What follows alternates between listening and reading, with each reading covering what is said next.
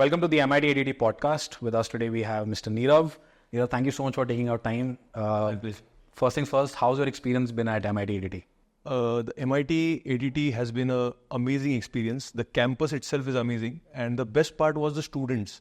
So when we discussed about the budget, we were a little apprehensive that will they get the nitty-gritties, the technical terms. But the teachers here have done an amazing job. Their base level knowledge is such that we could take them to the next level. And they were learning, they were listening, they were writing. The best part was after the session, they were asking so many questions. Actually, we were short on time. So that shows that MIT-ADT is doing a fantastic job. No, I'm glad that the students are taking back something from this. Let's talk about some civil services, question related to the civil services background. A lot of students who aspire to be a civil servant, they embark on that journey to study day in and day out. So many movies, so many documentaries that have been coming up lately as well. So any tips for students studying in MIT-ADT, perhaps looking at being a civil servant in the near future, preparing for these exams? It's not easy at all. There's a lot of pressure, a lot of stress, time management. There's something on that. I would give them one advice is that there are a lot of reels, there are a lot of videos, motivational videos. Don't go for those videos.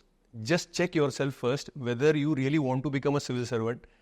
Talk to a civil servant, get to know what are the jobs, what is the profile, what are the expectations. Like when I was giving civil service, I was very clear. I did not want to do the police job because it is not as per my temperament, right? So this is very important. What is happening with the students is they are going in for the civil service for the glamour part of it, and they exactly don't know what is the job role, what is expected out of them. And then I have a lot of officers now. I have been training, coaching since last 14 years. So more than 100 students have cleared UPSC examination under my guidance. Oh, wow. And MPSC state services, it would be more than 1,000 students. So when I talk with the students who are officers working there, I see at least 20, 25, 30% students are into the service. They have got their dream jobs, but they are not happy now because they did not know exactly that what is going to be expected out of them once they go into the job. So that is one part. You know exactly what is the job of the civil servant.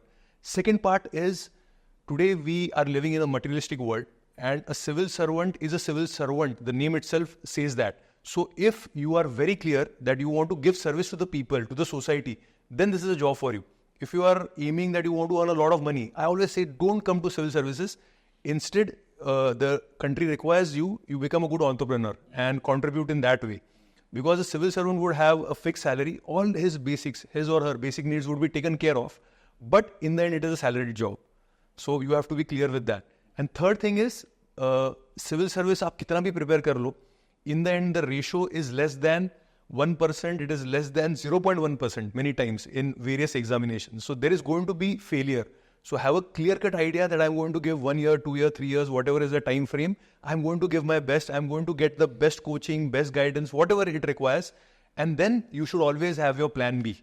So these are the 3 tips I would like to give to our students who want to pursue for civil service. I think these are pretty interesting points. A lot of people, I've come across a few people who cleared the exam and eventually realized that it's a mess. Correct. It's not the kind of lifestyle that they're used to. So jo dikhta hai, wo shayad nahi dikhta hai. Absolutely. Right? So it's that side of the story that not a lot of people tell you. Correct. But then how do you sort of weigh between a corporate job and a civil servant role?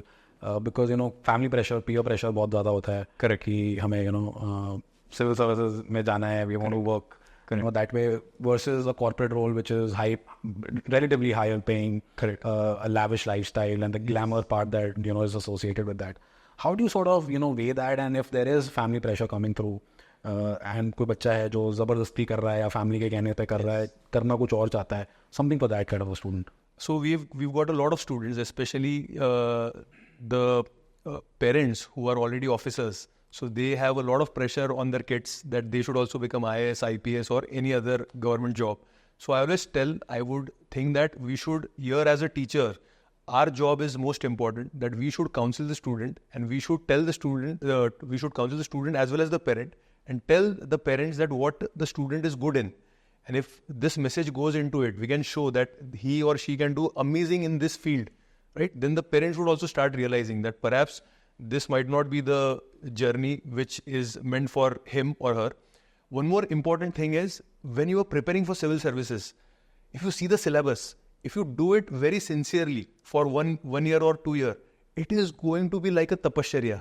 When your all aspects, the skills which are required to become successful, communication skills, your writing skills, your knowledge, your overall personality is going to be developed in such a way that you go into entrepreneurship tomorrow, you go into job, you become anything, you are going to master it. वो कहता है ना cream आता है वहाँ पे. Exactly.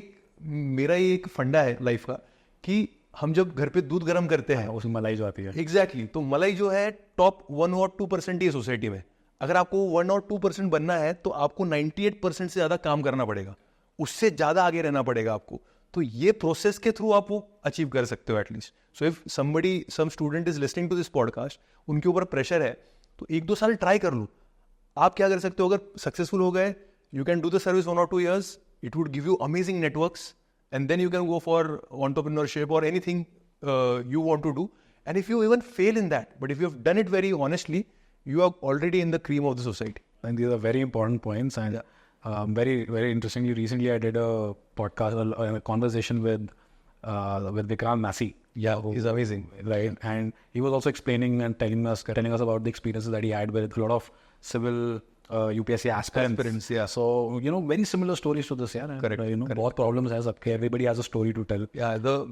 If you analyze the aspirants, most of the aspirants would be coming from the rural background. Most of the aspirants would be coming from famine areas or drought-stricken areas. They have nothing to go back to. So their entire life depends upon this exam. That is where the pressure comes from. But I would just advise this aspirants that just take it easy, focus on the process. The result would take care of itself. If you just focus on the process, everything would be good in life. Focus on the process and the result will take care of itself. Thank you, Nirav. Thank you for it. It has been a short conversation, but definitely insightful. Yes. Thank you. Thanks a lot.